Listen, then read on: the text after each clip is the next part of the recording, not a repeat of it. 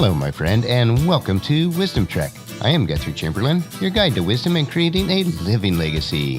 Thank you for joining us for our 5-day-per-week Wisdom and Legacy Building podcast. This is day 639 of our trek, and it is time for our Mindshift Monday series. Wisdom Trek's primary focus is to assist you in creating your living legacy. Creating your living legacy can only be accomplished by gaining wisdom in many areas of life. In other words, to create a living legacy, you must choose to be in a continual mode of mind shift, or changing the way you think. It is so easy to get stuck in a mindset that your current circumstances can't be changed, but this is just not true. You must understand this fundamental principle. In order to change your life, you must change how you think and what you think about. On our Mindshift Monday podcast and journal, we will provide you with practical ways to make a mind shift to a rich and satisfying life. We are broadcasting from our studios at the Big House in Marietta, Ohio.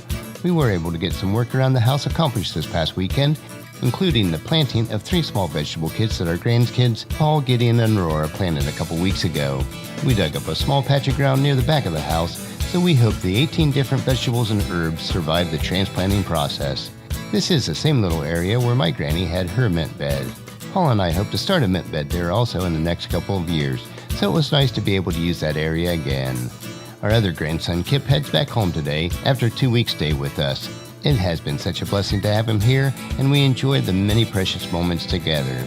We desire to be a living legacy to all of our children and grandchildren, and what I desire is to be a much better than an average person to everyone that I impact.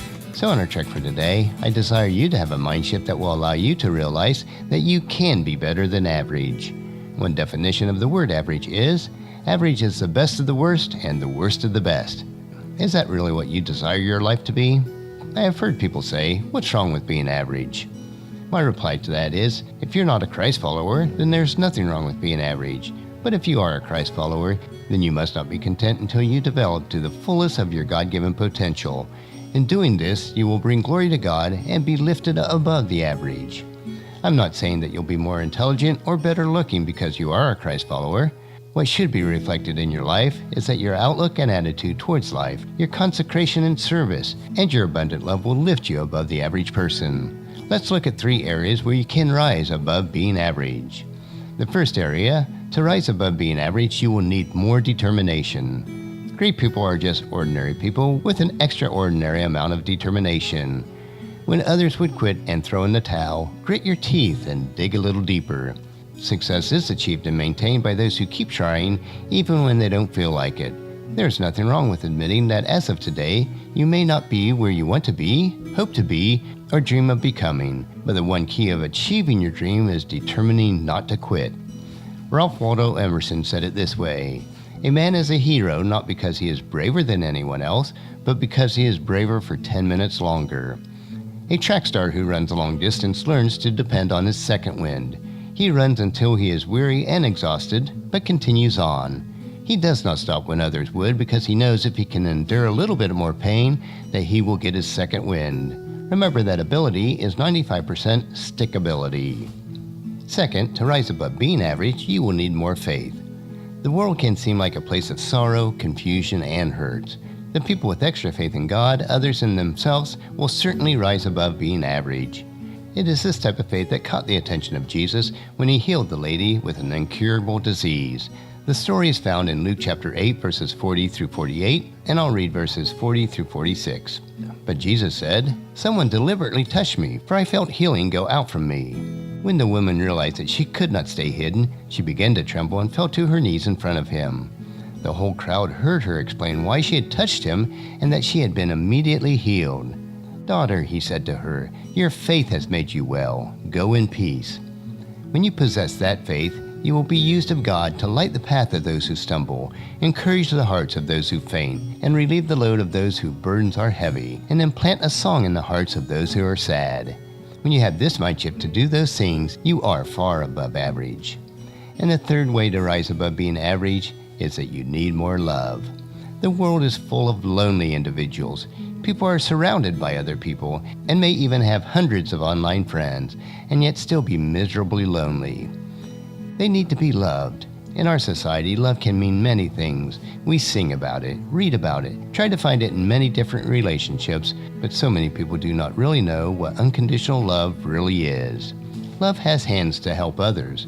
Love has feet to help the poor and needy. Love has eyes to see the hurts of others in the world. And love has lips to encourage those who are in despair.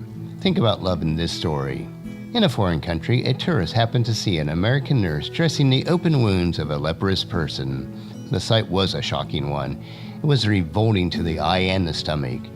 "I wouldn't do that for $1 million, said the tourist to the nurse, who was a Christ follower. The nurse smiled and said, "Neither would I." You see, what $1 million would not do, the love of God did. When you are above average in determination, faith, and love, you will have a mind shift that will impact the world. And with these thoughts in mind, we will conclude our trek for today. And as we do, remember, you will never be just average when you are a Christ follower, because you will possess more determination, faith, and love than others. Next week, we will continue our trek on our Mindshift Monday. And on tomorrow's trek, we will explore another wisdom quote. This 3-minute wisdom supplement will assist you on becoming healthy, wealthy, and wise each day. Thank you so much for joining me on this trek that we call life. Encourage your friends and family to join us and then come along with us tomorrow for another day of Wisdom Trek, creating a legacy. If you'd like to listen to any of the past daily treks or read the daily journal, they are available at wisdom-trek.com. You can also subscribe on iTunes and Google Play so that each day's trek will be downloaded to you automatically. Thank you so much for allowing me to be your guide, your mentor, but most importantly, I am your friend, as I serve you through the Wisdom Trek podcast and journal.